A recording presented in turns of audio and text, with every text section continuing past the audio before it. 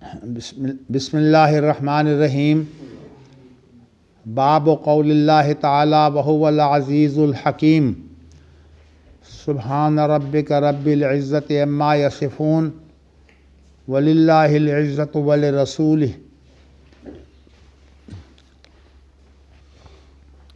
ومن حلف بعزت اللہ وصفاتہ۔ وقال انس قال النبی صلی اللہ علیہ وسلم تقول جہنم قط قط وعزتک۔ وقال ابو ہریرۃ عن النبی صلی اللہ علیہ وسلم یبقى رجل بین الجنۃ والنار وهو آخر اہل النار دخولا الجنۃ فیقول رب اصرف وجہی عن النار لا وعزتک لا اسألک غیرہا۔ قال ابو سعید ان رسول اللہ صلی اللہ علیہ وسلم قال قال اللہ عز وجل لک ذالک وعشرۃ امثالہ۔ وقال ایوب وعزتک لا غنا بی عن برکتک۔ امام بخاری رحمۃ اللہ علیہ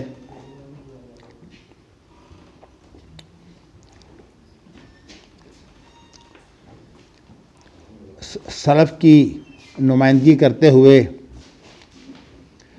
اللہ تعالیٰ کی صفات کے بارے میں گفتگو کر رہے ہیں۔ اس سے پہلے امام بخاری بہت سی صفات کے بارے میں جو ہے قرآن اور حدیث سے جو ہے وضاحتیں کر چکے۔ اللہ رحمان جو صرف اللہ کے لیے جو ہیں وہ استعمال ہوتے ہیں، کسی اور پر ان کا اطلاق غلط ہے۔ اسی طرح رزاق، ذوالقوہ، المتین، یہ جو اللہ تعالیٰ کے نام ہیں وصفی نام، ان کا بھی ذکر ہو چکا۔ اس کے بعد پھر اللہ تعالیٰ نے جو ہے وہ علم کا ذکر کیا ہے اور خاص طور پر علم غیب کا ذکر کیا ہے۔ اس کے اندر امام بخاری نے جو ہے وہ بہت بڑا ناوی ہے، جو ہماری ناو کے اندر تو اس کا نام فرا ہے، لیکن اس کا نام امام بخاری نے یہاں ذکر کیا ہے یحییٰ۔ اس کا نام جو ہے وہ یحییٰ ہے، اس کا باپ جو ہے وہ زیاد ہے، اور یہ فراح کے نام سے بہت معروف۔ تو امام بخاری جو ہے وہ جو مختلف فنون کے امام ہیں، ان اماموں کے حوالے سے جو ہے وہ ان کے معنی بیان کرتے ہیں۔ اور امام بخاری نے الظاہر والباطن کا جو اللہ تعالیٰ کے دو اوصاف ہیں، ان کے بارے میں جو ہے وہ فرا کی جو تشریح تھی وہ علم سے تھی۔ ویسے تو میں آپ کو بتا چکا ہوں کہ بڑے بڑے امام بھی ہوں تو ان کے اندر وہ جامعیت نہیں ہوتی جو نبی اکرم صلی اللہ علیہ وسلم کی بات میں جامعیت ہوتی ہے۔ تو اس لیے وہ جو پہلو پیش کرتے ہیں اس پہلو کی تو اہمیت ہوتی ہے۔ اب فرا نے جو پہلو پیش کیا ہے وہ یہ پیش کیا ہے کہ ظاہر سے مراد جو ظاہری چیزیں ہیں، اور باطن سے مراد یہ ہے کہ جو چھپی ہوئی چیزیں ہیں۔ اور ایک حدیث جو ہے وہ اس کی تشریح کرتی ہے کہ ظاہر کا معنی یہ ہے کہ لیس فوق کا شیء، اور باطن سے مراد یہ لیس دون کا شیء۔ لیس فوق کا شیء کا معنی تو اس سے اوپر کوئی نہیں، تو سب سے اوپر ہے۔ اور لیس دون کا شیء جو ہے وہ یہ ہے کہ اگر نیچے چلے جائے تو سب سے نیچے بھی تو ہے۔ اور یہاں مراد جو ہے وہ لیسا دونا کا شیء میں اللہ کی ذات اگر آپ مراد لیں تو یہ اس کی ایک اچھی تعبیر نہیں ہے، یعنی انداز یہ اچھا نہیں ہے، اس لیے کہ ہر وہ خوبی وللہ المثل الاعلیٰ، اللہ کے لیے کوئی بھی مثال ہوتی ہے تو وہ اعلیٰ قسم کی ہوتی ہے۔ تو اس لیے جو لیسا دونا کا شیء کا معنی تو صرف یہ ہے کہ اللہ تعالیٰ جو ہے وہ علم کے اعتبار سے، اپنی قدرت کے اعتبار سے جو ہے وہ اللہ تعالیٰ جو ہے وہ کہاں کہاں محیط ہے۔ یعنی اللہ نے تمام کا گھیراؤ جو ہے وہ کیا ہوا ہے۔ تو اس لیے فرا نے چونکہ علم سے اس کی وضاحت کی ہے، علم جو ہے یہ فرا کی کلام میں جو ہے وہ تمیز ہے کہ اس پہلو سے جو ہے وہ اللہ تعالیٰ ظاہر ہیں، اور فرا نے مراد اس سے علم لیا ہے۔ اور اسی طرح جو ہے وہ لیسا دونا کا شے جو ہے اس سے مراد بھی اللہ کا علم ہے، لیکن یہ صرف علم نہیں ہے، یہ ایک پہلو ہے۔ ویسے تو اللہ تعالیٰ کی جو قوت ہے اور اللہ تعالیٰ کی کار فرمائی جو ہے وہ اسی طرح جو ہے بہت گہری ہے، اور اللہ تعالیٰ نے بھی قرآن مجید کے اندر جو انداز اختیار کیا ہے وہ اللہ تعالیٰ کو حق ہے اتنی بڑی شخصیت کو کہ وہ اپنی تعریف خود کرے۔ کسی اور کو جو ہے وہ اپنی تعریف جو ہے وہ اچھی نہیں ہوتی، لیکن اللہ اپنی تعریف کرے۔ اسی طرح جو ہے وہ کچھ چیزیں ایسی ہیں جو اللہ کے لیے تو قابل تعریف ہیں، دوسروں کے لیے قابل مذمت ہے۔ اسی لیے میں نے بعض تو شہود والے جو ہیں تخلقوا باخلاق اللہ، وہ جو بات کرتے ہیں وہ غلط ہے۔ تو متکبر، السلام المومن وہاں جو ہے وہ اس آیت میں لفظ متکبر بھی آیا ہے۔ تو اللہ تعالیٰ جو ہے جو کبریائی ہے وہ اللہ تعالیٰ کی چادر ہے، اور اسی کے ساتھ ایک لفظ ہے عزیز۔ تو یہ جو عزت ہے یہ اللہ تعالیٰ کا جو ہے وہ تہ بند ہے، اظہار، یعنی حدیث کے اندر الفاظ یہی ہیں۔ تو اس لیے جس شخص نے جو ہے وہ تکبر کیا اس نے اللہ کی چادر کو جو ہے وہ ہاتھ مارا، اور جس شخص نے جو ہے وہ اس طرح جو ہے وہ عزت کا جو مسئلہ اس نے پیدا کیا تو اس نے جو ہے وہ اللہ تعالیٰ کے تہ بند کو ہاتھ مارا۔ تو یہ اصل میں مختلف پہلو ہیں، اور میں یہ آپ کو بیان کر چکا ہوں کہ اللہ تعالیٰ کے پہلو جو ہے قرآن حدیث کے اندر بھی بیان ہوتے رہتے ہیں، لیکن ایک بات میں نے آپ کو یہ بتائی ہے کہ اللہ تعالیٰ کی جو کلام ہے اس کی جو تشریح کے اندر جامعیت ہے نا وہ کسی اور کلام میں نہیں ہو سکتی۔ اس لیے اس کا کوئی ترجمہ کرے، کوئی اس کی تفسیر کرے، کوئی اس کی تشریح کرے، وہ ہمیشہ جو ہے وہ ایک پہلو ہوگا۔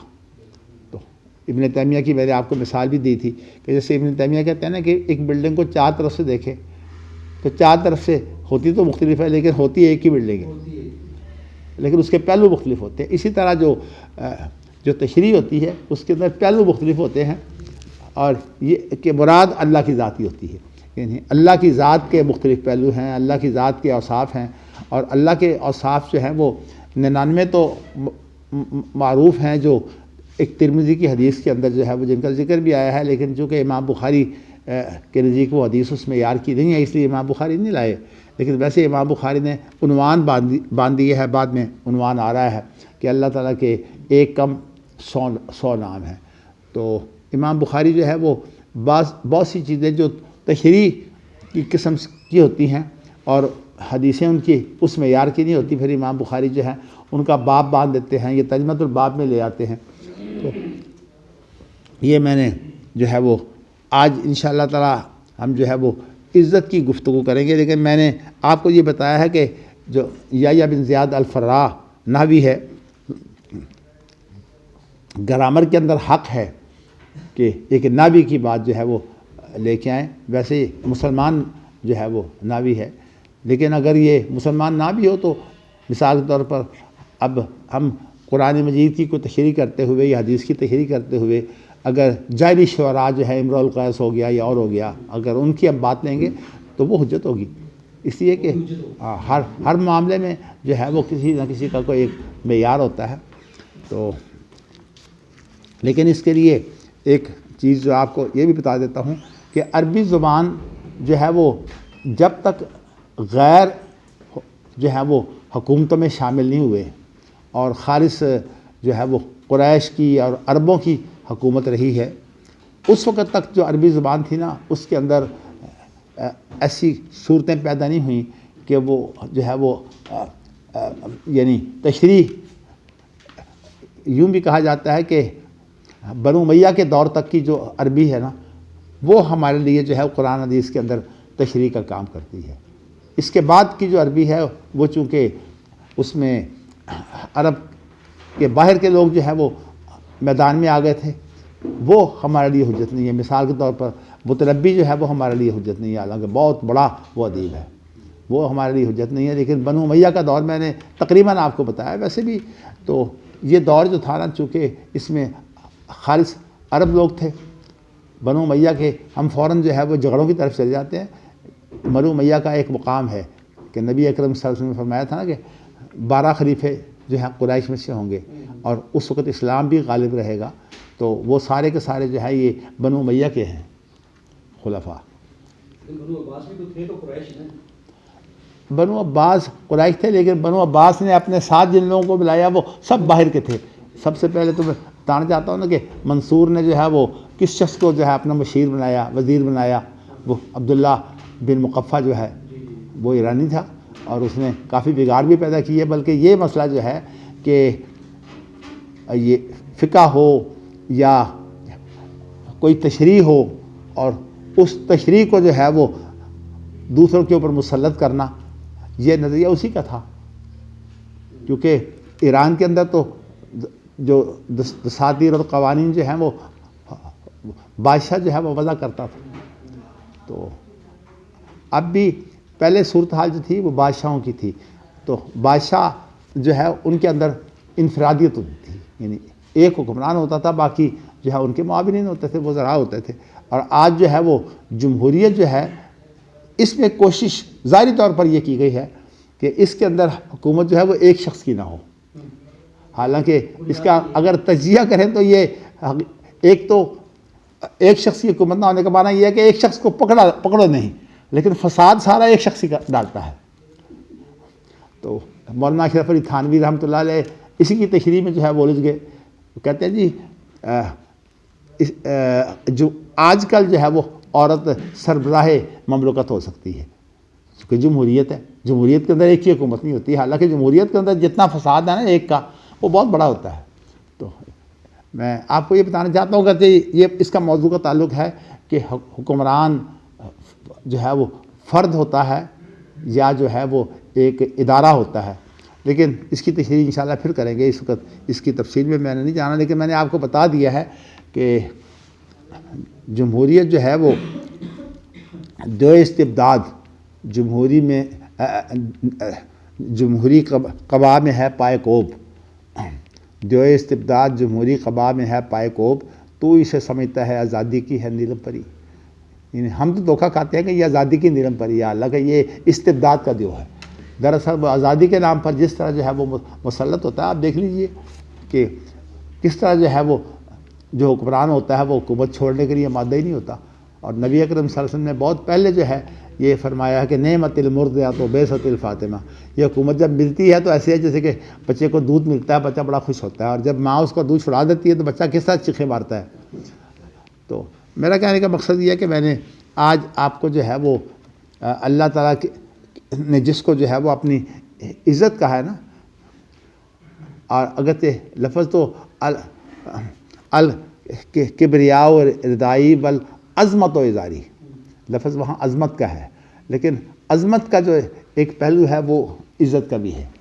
تو اس لیے قرآن مجید میں لفظ تو عظیم اللہ کے بارے میں بار بار آیا ہے، لیکن امام بخاری نے فی الحال جس چیز کو اجاگر کیا ہے وہ لفظ عزت کو اجاگر کیا ہے۔ اس کی وجہ یہ ہے کہ عزت کے اندر دو ایسے معنی پائے جاتے ہیں جس کی وجہ سے ہم اردو زبان میں اسے استعمال کرتے ہیں کہ یہ تو مجھے بڑا عزیز ہے۔ کیا مطلب کہ اس کے معنی پیار کے ہے، لیکن عربی زبان میں عزیز میں وہ پیار ہوتا ہے جس پیار کی وجہ سے وہ غالب آ جائے۔ جیسے کہ گھروں میں کسی بیوی سے بہت پیار ہو اور وہ بیوی جو ہے وہ خاوند پر غالب آ جاتی ہے۔ تو اسی لیے حضرت عیسیٰ علیہ السلام کی یہ جو دعا ہے نا، جو قیامت کے روز جو ہے وہ میدان محشر میں حضرت عیسیٰ علیہ السلام جو ہے وہ ایک دعا کریں گے، اور اللہ سے سفارش کس انداز سے ہوگی؟ ان تعذبہم فإنہم عبادک، اگر تو ان کو سزا دے تو یہ تیرے ہی بندے ہیں۔ کتنا عجیب انداز ہے، تیرے ہی بندے ہیں، تیرے اپنے ہی ہیں، کوئی ایسا نہیں ہے کوئی باہر کے ہے، تیرے اپنے ہی ہیں. ان تعذبہم فإنہم عبادک وإن تغفر لہم، اور اگر تو معاف کر دے فإنک انت العزیز الحکیم، یعنی تو اتنا جو ہے وہ عزیز ہے. یہاں کیا معنی ہے؟ غالب. تو یہاں محبت کی وجہ سے جو ہے وہ اللہ کی جو عزیز کا جو لقب ہے نا، اس کے اندر محبت کی وجہ سے جو غالب ہوتا ہے نا، اس کو کہتے ہیں عزیز. لیکن یہ بھی جو تعبیر ہے یہ کل تعبیر نہیں ہے. ایک پہلو میں نے آپ کے سامنے پیش کر دیا. اللہ تعالیٰ کی جو کلام ہے اور جو اللہ کے نام ہے ان کے اندر بہت زیادہ جامعیت ہے. تو یہ محبت بندے کی طرف سے ہوگی. جو بندہ کہہ رہا ہے اللہ سے امید رکھ رہا ہے، دعائی ہے نا، تو ظاہر ہے اس بندے کی طرف سے ہوگی. تو اللہ کو جب العزیز کہا جاتا ہے، لیکن جب اللہ نے خود اپنے آپ کو نہیں، لیکن اللہ تعالیٰ کی یہاں عزیز سے مراد ایک پر بات نہیں ہے. عزیز سے یہاں مراد یہ ہے کہ تو جو ہے وہ عزیز، یعنی محبت کرنے والا بھی ہے اور تو غالب بھی ہے. مقصد یہ ہے کہ تجھے کوئی پوچھ نہیں سکتا. یہاں اصل میں یہ مراد ہے کہ اگر لا یوسل، یعنی اگر تو معاف کرتا ہے تو یہ پوچھنے والا کون ہے. اور دوسری بات یہ ہے کہ تو اگر معاف کرے گا تو تیری حکمت ہے، تو حکمت سے معاف کرے گا، کوئی بیوقوفی سے معاف نہیں کرے گا. بعض لوگ جو ہے وہ کسی کو بیوقوفی سے معاف کر دیتے ہیں، اپنے دشمن کو چھوڑ دیتے ہیں، اور وہی دشمن جو ہے بعد میں ان کو تباہ کر دیتا ہے. خاص طور پر اسی طرح جو ہے وہ بیوی ہو یا بچے ہوں، جب ان کے ساتھ صورتحال ایسی بن جاتی ہے کہ انسان ان سے زیادہ پیار کرتا ہے، تو اس کے بعد یہی چیز جو ہے بگاڑ کا باعث ہوتی ہے. بچے جو ہیں وہ سب سے پہلے جو ہے وہ محسن بن جاتے ہیں، بیوی بھی محسن بن جاتی ہیں. ویسے تو خاندانی باتیں جو ہے وہ زیادہ کیا کرنی ہے، لیکن مجھے یاد ہے کہ ہمارے ایک بزرگ جو ہے وہ کہا کرتا تھے کہ میری بیوی کا مجھ پر بڑا احسان ہے کہ اس نے میرا گھر آباد کیا ہے. اور وہ بیوی کے بہت جو ہے وہ تابع فرمان تھے. بلکہ صورتحال یہ ہے کہ کھانا بیچارے وہ پکاتے، اور جب بیوی جو ہے وہ چارپائی پر بیٹھی رہتی ہے اور جب کھانا اس کے پاس پیش کرتا ہے تو کہتی نمک کچھ زیادہ ہو گیا ہے، میری جو ہے وہ کم ہو گئی ہے، اس طرح کی. اب ظاہر ہے کہ عورت کو مرد کا کھانا جو ہے وہ کیسے پسند آئے. کو سارے جو ہے وہ نائی تو نہیں ہوتے کہ باقاعدہ جو ہے وہ کھانا پکانے کے ماہر ہوں. تو اس طرح سے جو ہے وہ پھر بیویاں اس طرح نخرے بھی دکھاتی ہیں کہ فلاں اس میں عیب ہے، فلاں اس میں عیب ہے. تو اسی طرح انسانوں کے اندر جو یہ چیز ہے وہ پیدا ہو جاتی ہے. اسی طرح اولاد کے اندر ہے. اولاد یہ سمجھتی ہے کہ ہم بہت بڑے محسن ہیں اپنے باپ کے، اور یہ وہ بگاڑ ہے جو اولاد کے اندر پیدا ہوتا ہے. پھر اولاد جو ہے وہ اطاعت سے نکل جاتی ہے. اللہ اکبر، اللہ اکبر. حافظ ثناء اللہ رحمہ اللہ، میں ویسے یہ جب لفظ کہتا ہوں تو مجھے پتا ہے کہ انشاءاللہ تعالی بہت جلدی ان سے ملاقات ہوگی. تو بیچارے بڑے دکھی تھے اس معاملے میں. بڑی کوشش انہوں نے یہ کی کہ میری اولاد جو ہے وہ کسی طرح میرے مشن کی حامل ہو جائے. انہوں نے آخر وقت تک، جب تک انہیں طاقت تھی، وہ انہوں نے چھوڑ دیا کہ میں اپنے بچوں کو پڑھانا چاہتا ہوں.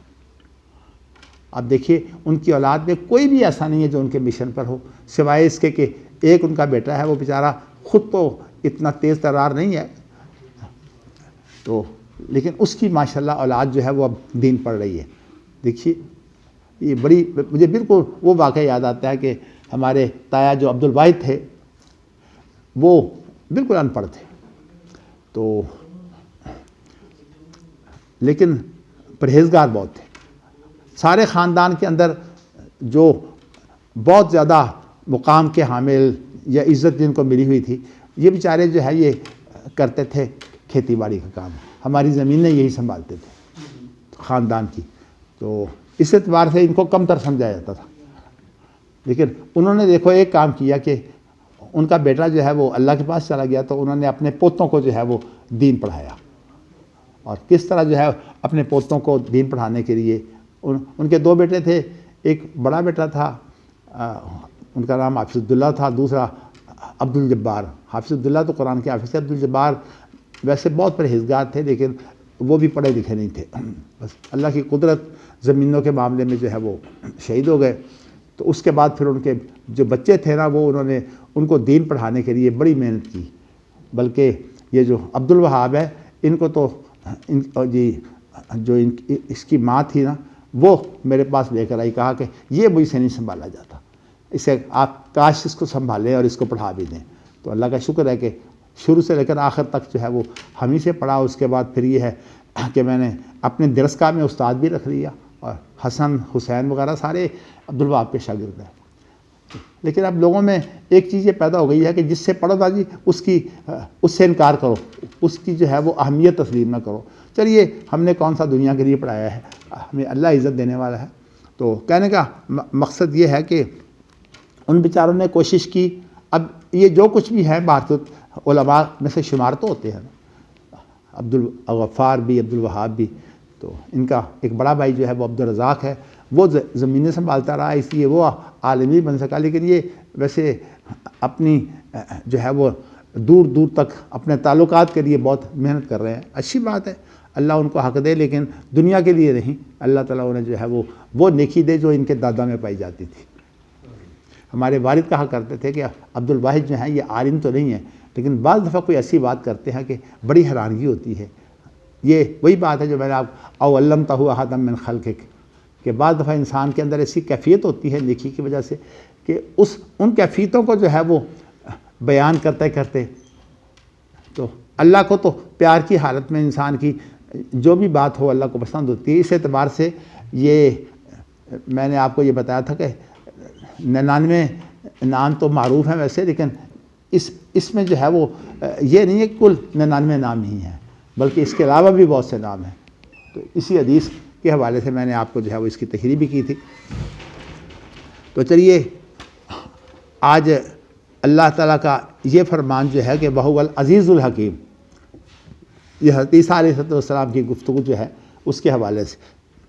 وہاں تو خیر اور لفظ ہے کہ وَإِن تَغْفِرْ لَهُمْ فَإِنَّكَ أَنْتَ الْعَزِيزُ الْحَكِيمُ. تو ویسے قرآن مجید کے اندر جہاں اللہ تعالیٰ کے اوصاف آئے ہیں تو یہی جو عالم الغیب، کیسے لفظ ہے جی، ان اللہ عالم نہیں، یہی جو 28ویں سپارے میں حشر کی جو آیت ہے،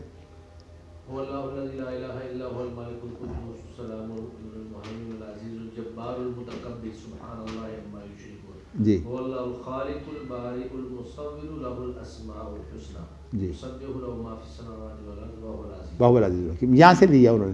اصل میں امام بخاری ظاہر ہے کہ یہاں قرآن مجید کی تفسیر تو نہیں کر رہے، اس لیے قرآن مجید کا جب ایک حصہ جو ہے ان کے سامنے ہوتا ہے تو اس کا سیاق و سباق بھی سارا اس کے ساتھ شامل ہوتا ہے. تو یہاں بہو العزیز الحکیم یہاں سے لیا. اور اسی طرح ایک اور صورت ہے، صورت صافات، اس کا جو آخری حصہ ہے وہ بھی اسی طرح.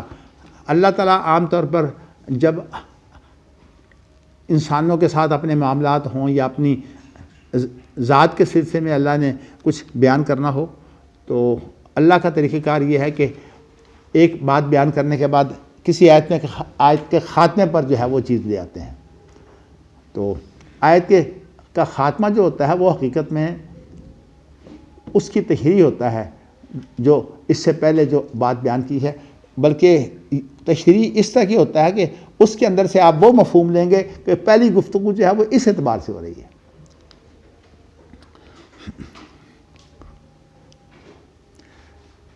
تو اب دیکھیے سورۃ صافات کے آخر میں کیا ہے، سبحان ربک رب العزت عما یصفون وسلام علی المرسلین والحمد للہ رب العالمین. پھر وہ بھی لے آئے. اچھا، اور اس کے بعد جو ہے سورۃ منافقون سے وللہ العزت ولرسولہ، کہ عزت جو ہے وہ ساری اللہ کے لیے ہے. تو ہمارے اردو میں ویسے عزت کا لفظ جو ہے وہ اور معنوں میں بولا جاتا ہے، اور قرآن مجید میں بہرصورت یہ لفظ بہت جامع ہے. ویسے میں آپ کو بتاؤں کہ جو ہمارے ہاں انسانی حقوق کے بڑے نعرے لگتے ہیں نا، میں نے آپ کو پہلے بھی بتایا تھا کہ آج ضرورت اس بات کی ہے کہ ہمارے علماء جو ہیں وہ جدید جو تصورات ہیں اور جو اس وقت بہت زیادہ جو ہے وہ سائنس اور فلسفے کے نام لے کر جو ہے لوگوں نے مختلف نظام بھی بنائے ہوئے ہیں، وہ انسانی بناوٹی نظام ہیں. جیسے کہ یہ جو نظم و نسق کا مسئلہ ہے، چونکہ اس کے اندر تمدنی مسئلہ پیدا ہو جاتا ہے، اس لیے اس کے اندر بڑا بگاڑ ہے. اور یہ جتنے بھی نظام ہیں، کوئی فسطائیت ہو، کوئی جمہوریت ہو، کوئی آمریت ہو، اس طرح کوئی بادشاہت بھی، اب وہ معنی نہیں ہے بادشاہت کا کہ پہلے تو بادشاہ کا معنی یہ ہوتا تھا کہ وہ باقاعدہ جو ہے وہ کنٹرول کرتا تھا، لیکن اگر بادشاہ جو ہے وہ شریعت کے تابع ہوتا تو سارے ہی عیب جو ہے وہ اس کے ڈھکے جاتے. لیکن آج کل صورتحال یہ ہے کہ ایپ موجود ہے اور وہ جو کنٹرول کرنے والی چیز ہے کتاب و سنت وہ موجود ہی نہیں ہے. یعنی بادشاہ کے سامنے کتاب و سنت نہیں ہوتی. آج بھی سب سے جو اس وقت اعلیٰ جو ایک مملکت ہے وہ سعودی عرب ہے، لیکن وہاں یہ کشمکش جو ہے وہ چلتی رہتی ہے کہ یہ ایسا نظام جو شریعت کے منافی ہو، کیونکہ ان کے دستور میں تو یہ ہے کہ کوئی ایسا نظام جو شریعت کے منافی ہو وہ بنایا نہیں جا سکتا. ان کے ہاں ویسے تو شریعت جو ہے اس طرح دستور کے طور پر حاوی ہے کہ ہر چیز جو ہے وہ شریعت کے تابع ہے، لیکن نظام کا تعلق چونکہ تمدن سے ہوتا ہے، اور تمدن کی جو بنیاد ہے وہ میں نے آپ کو بتایا تھا کہ اس کی بنیاد بھی شریعت ہوتی ہے. فَإِن تَنَازَعْتُمْ فِي شَيْءٍ کی میں نے جب تشریح کی تھی تو میں نے بتایا تھا کہ شَيْءٍ سے مراد نکرہ ہے، اور یہ شرط کے حیز میں آ کر جو ہے وہ نکرہ عموم کے لیے نص ہو گیا ہے.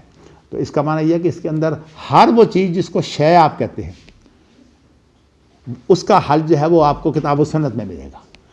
اس کا کیا مطلب ہے کہ کتاب و سنت کے اندر یا تو اگر عبادت ہے تو اس کی پوری جو تفصیل ہے مل جائے گی آپ کو، اور اگر وہ تعبدی امور نہیں ہے بلکہ تعبدی امور کے علاوہ وہ چیزیں ہیں جن کو آپ اطاعت کے اندر شمار کرتے ہیں تو وہاں بھی بنیادی اطاعت جو ہے وہ اللہ کے لیے ہوگی. تو اس لیے جو لوگ ان جھگڑوں میں پڑتے ہیں کہ جی اب جو صورتحال ہی ہے دنیا کے اندر تسلیم شدہ بات ہے کہ اکثریت اور اقلیت کے فیصلے، یہ بات جو ہے یہ ہم اس طرح سے جو ہے وہ ہم بہت طریقہ کار ہمارا غلط یہ ہے کہ ہم بجائے اس کے کہ پہلے قرآن و حدیث کو سمجھیں اور اس کے اندر خاص طور پر جو سلف کی تفسیر ہے اس کو سمجھیں، ہم سمجھنے کے بجائے وہاں سے فوراً جو ہے وہ یہاں آ جاتے ہیں اور یہاں آ کر جو ہے وہ کہتے ہیں کہ جی اگر اقلیت اکثریت کا مسئلہ نہ ہوگا تو کیسے معاملے حل ہوں گے. حالانکہ اقلیت اکثریت کا مسئلہ جو ہے یہ اصولی ہے. اصولی مسائل جتنے بھی ہیں وہ سارے کے سارے اسی طرح کہ کتاب و سنت جو ہے وہ دستور ہے، یہ مسئلہ اصولی ہے. اس کو چھوڑ کر جو ہے وہ اپنی دستور سازی شروع کر دینا جو ہے یہ فساد کا بگاڑ ہے. اور میں نے آپ کو بتایا کہ دنیا اس کا 57 جو اسلامی جو ہے وہ ملک ہیں ان کے اندر میں اصل میں ریاست کے لفظ سے بھی بچتا ہوں، اس لیے میں نے انشاءاللہ کسی وقت بتاؤں گا آپ کو ریاست کے لفظ کے اندر کیا بگاڑ ہے. تو یہ ہمارے دستور کی جو ہے دفعہ 7 ہے اور اس کی روشنی میں انشاءاللہ میں آپ کو بتاؤں گا. تو میں نے آپ کو یہ بتایا تھا کہ ہمارے علماء کی جو ہے وہ اگر نظر ہے تو وہ نظر صرف اتنی ہے کہ جو پرانے اختلافات ہیں ان کے بارے میں جو ہے وہ جان لیں کہ وہ پرانے اختلافات میں سے آپ دیکھیے نا یہ جہمیہ کیا تھے، معتزلہ کیا تھے. امام بخاری کے بعد تو پھر مسائل اور لمبے ہو گئے، اشاعرہ کیا ہیں، ماتریدیہ کیا ہیں، اسماء و صفات کی باتیں ہیں. لیکن ایک سوال پیدا ہوتا ہے کہ آپ جتنی گفتگو ہے ذرا کوئی بھی کسی کالج یونیورسٹی کا پڑھا ہوا آدمی جو ہے اس کے سامنے گفتگو کریں، اسے پتہ ہی نہیں ہوتا کہ جامعہ کون ہوتے ہیں، معتزلہ کون ہوتے ہیں. آپ اس چیز کا رد کر رہے ہیں. وہ بالکل ایسی بات ہے کہ نبی اکرم صلی اللہ علیہ وسلم کو جو ہے وہ محمد کہنے کے بجائے کہتے تھے مزمم. تو نبی اکرم صلی اللہ علیہ وسلم نے فرمایا کہ دیکھو اللہ تعالیٰ نے کس طرح مجھے گالی سے بچایا ہے کہ میرا نام لینے کے بجائے مجھے مزمم کہتے ہیں. تو گویا کہ میں ان کی گالی سے بچ گیا ہوں. آج ہماری جو ہے وہ یہی حالت ہے کہ ہم جب جو ہے وہ کوئی وضاحت کرتے ہیں تو وہ سابقہ جو فتنے اٹھے ہیں خاص طور پر جو ہے تقلیدی دور میں جب کہ بہت زیادہ جمود تھا تو اس وقت لوگوں نے جو طویلوں کے میدان کھولے ہیں ہم اس دور میں جو مسائل تھے ان کی تردید شروع کر دیتے ہیں. کوئی تو جو ہیں وہ اس کے تابع ہیں جیسے کہ اشاعرہ ماتریدیہ جو ہے وہ تو ظاہر ہے کہ ان کے جو مسالک ہیں معروف ہیں. جو ابو منصور ماتریدی کے نام سے جو اس وقت ساری الہیات کی باتیں ہیں وہ بھی سامنے ہیں. ان کی کیا مراد ہے جو اسی طرح ابو الحسن اشعری کے نام پر. اور ویسے آپ کو بتاؤں کہ سب سے پہلا مسئلہ تو یہ پیدا ہوتا ہے کہ کیا ابو الحسن اشعری جو ہیں ان کے یہ افکار تھے. حالانکہ یہ تمام کے تمام افکار جو ہے ان کی اپنی جو آخری کتاب ہے ایبانہ اس کے اندر تردید موجود ہے. اسی طرح امام ابو حنیفہ کو جو ہے وہ خام طور پر لوگ جو ہے وہ مفوضہ بنانے کی کوشش کرتے ہیں. آج بھی ہمارے دیوبندی حضرات کو جو ہے وہ یہی دورہ پڑتا ہے کہ امام ابو حنیفہ مفوضہ تھے. امام ابو حنیفہ کو چھوڑ کر سارے اماموں کو جو ہے وہ جو 4 امام ہیں خاص طور پر ان کو جو ہے وہ مفوضہ بنا دیتے ہیں. تو اسی لیے محدث میں مضمون شائع ہوا تھا کہ وہ مفوضہ نہیں تھے، وہ سلفی تھے۔ سلفی سے مراد یہ کہ جو سلف کا جو طور طریقہ تھا نا الہیات کے بارے میں وہ اپناتے تھے وہ۔ تو کہنے کا میرا مقصد یہ ہے کہ آج اس بات کی بڑی ضرورت ہے کہ ہم جو ہے وہ سلف کی تعبیر سے بھی واقف ہوں اور ان کے اصولوں سے بھی واقف ہوں، اور قرآن و حدیث کی جو اصولی ہدایات ہیں ہم ان سے واقف ہوں، اور ان ہدایات کی روشنی میں جو ہے آج کے جدید فتنے ہیں ان کا رد کریں، ورنہ صورتحال بالکل وہی رہے گی کہ ہم تو رد کرتے رہیں گے۔ اور ہمارے علماء کی صورتحال میں نے اللہ ماشاء اللہ تو کہنا چاہیے ایسی صورتحال ہے کہ وہ جس چیز کا رد کر رہے ہوتے ہیں انہیں خود پتہ نہیں ہے کہ وہ کیا کر رہے ہیں، اور یہ ہے کہ غیر جو ہے وہ ارادی طور پر وہ ایسی باتیں کہہ جاتے ہیں۔ جیسے میں نے آپ کو بتایا تھا کہ میں نے جو ہے وہ یہ بخاری کی جو شروحات دیکھا تو اس کے اندر جو ہے وہ اللہ کو یوں بیان کرتے ہیں کہ جیسے اللہ کا وجود جو ہے وہ علت ہے، اور حالانکہ یہ علت والی تشریح جو ہے یہ ساری فلاسفہ کی ہے۔ ان کے ہاں جو ہے وہ حق و باطل کی تو بات ہی نہیں ہے، ان کے ہاں کیا ہے کہ اللہ علت العلت ہے، یہ اللہ علت العلت یہ فلاسفہ کی تشریح ہے۔ اور بعد میں چونکہ یہ مسلمانوں نے فلسفے کو جو ہے استعمال کیا، اس لیے اب یہ جو ہے یہ مسلمانوں کی تعبیر بن گئی ہے۔ اسی طرح جو ہے وہ اللہ کے بارے میں جو صورتحال ہے میں انشاءاللہ موقع بہ موقع اس کی خود وضاحت کروں گا، خاص طور پر کلام اللہ کے بارے میں بہت ہی جو بڑی آزمائش آئی احمد بن حنبل کو اور دیگر بہت بڑے علماء کو، تو انہوں نے حق و باطل کے سلسلے میں کس طرح قربانیاں دی ہیں۔ میں انشاءاللہ تعالیٰ اس وقت آج میں صرف آپ کو یہ بتانا چاہتا ہوں کہ جو عزت کا لفظ ہے نا، یہ اب چونکہ اس وقت علم بردار بنا ہوا ہے امریکہ انسانی حقوق کا، تو میری چونکہ یہ کوشش رہی ہے، اگر یہ میں یہ نہیں کہتا کہ میں کامل ہوں، لیکن یہ میری 50 سال یہی کوشش رہی ہے کہ میں جدید جو معاشرہ ہے اس کے جو افکار ہیں ان کو سمجھوں، اور ان کو سمجھ کر پھر یہ دیکھوں کہ کتاب و سنت میں ان کے بارے میں جو ہے وہ کیا تبصرہ ہے، کیا کتاب و سنت کس چیز کی تائید کرتی ہے اور کس چیز کی جو ہے وہ تردید کرتی ہے۔ تو یہ اللہ کا شکر ہے کہ اللہ تعالیٰ نے مجھے یہ توفیق دی، اور آگے بھی جو ہے وہ میرا یہی ذہن ہے کہ ہماری یونیورسٹی جو بنے اس کے اندر ظاہر ہے ہم نے تمام جدید نظام جو ہیں ہم ان کے بارے میں جو سب سے پہلے ہماری شریعت کا جو موقف ہے ہم اس کو واضح کریں گے انشاءاللہ، جو اللہ تعالیٰ نے قائم کر دی۔ اور اگر حافظ ثناء اللہ صاحب اللہ کے پاس چلے گئے ہیں، اگر میں بھی جو ہے وہ اللہ کا بلاوا آ جاتا ہے تو ظاہر ہے کہ ہمیں تو اللہ کا بلاوا اگر آئے گا تو ہم تو رضیت باللہ ربا کے قائل ہیں، اس لیے ویسے چلتی اس کا تو کسی کی بھی نہیں ہے، جب اللہ کا بلاوا آ جاتا ہے تو پھر کون ہے جو اس کا انکار کرے۔ ہاں تو لیکن کہنے کا مقصد یہ ہے کہ ویسے پوری زندگی میری یہ کوشش رہی کہ میں جو جدید افکار ہیں نا ان کو پڑھوں، اور ان کو پڑھ کر جو ہے پھر خالی میں نے مطالعہ نہیں کیا بلکہ میں اس کے جو ماہرین تھے نا ان کے ساتھ بہت بیٹھا ہوں، اور گفتگو چلتی رہی خاص طور پر قانون کے بارے میں، تو جو بڑے بڑے سرکردہ قانون دان تھے ان سے میری ہماری گفتگو جو ہے وہ ہوتی رہی۔ تو یہ اللہ کا شکر ہے، اس لیے بہت سی چیزیں ایسی ہیں جو جدید دور کی ہیں۔ تو میں یہ سمجھتا ہوں کہ علماء وہ آج کے علماء ہی نہیں ہیں جن کو جدید دور کے حالات کا علم نہیں۔ مولانا اشرف علی تھانوی کی میں نے بھی مثال دی تھی نا کہ دیکھیے جی ان کو یہ نہیں پتہ جمہوریت ہوتی کیا ہے، اور کہتے ہیں کہ جمہوریت جو ہے وہ فرد کی حکومت نہیں ہوتی، وہ جماعت کی ہوتی ہے، کوئی جماعت کی حکومت نہیں ہوتی۔ اگر آپ اس میں گہرے جائیں تو وہی جو مغرب کو بہت سمجھنے والا ہے ڈاکٹر اقبال، اس کی بات میں نے آپ کو بتا دی کہ یہ جمہوریت جو ہے یہ استبداد کا دیو ہے۔ تو کہنے کا مقصد یہ ہے کہ یہ چیزیں جو ہیں یہ سمجھنی چاہیے۔